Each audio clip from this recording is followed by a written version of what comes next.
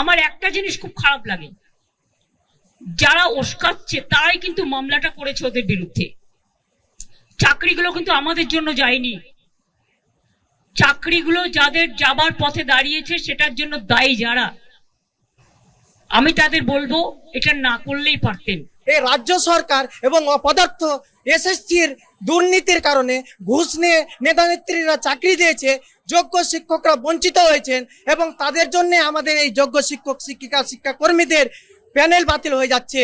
কিন্তু এদের জীবন শেষ হয়ে যাচ্ছে, এদের ফ্যামিলি শেষ হয়ে যাচ্ছে, এদের রুজি রুটি শেষ হয়ে যাচ্ছে।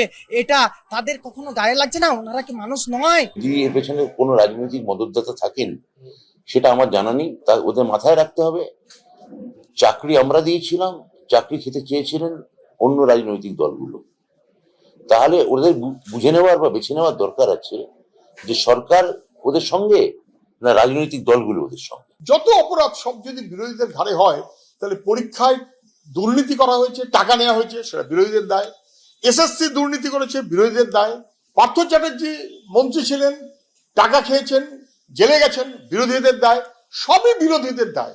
উনি সাধু পুরুষ। জিনিসটা যদি মুখ্যমন্ত্রী বা স্বাস্থ্য শিক্ষা দপ্তর দিয়ে দিতেন, তাহলে আমার মনে হয় কারুর উস্কানো না উস্কানো কোনো জায়গায় কোনো অবস্থা থাকতো না।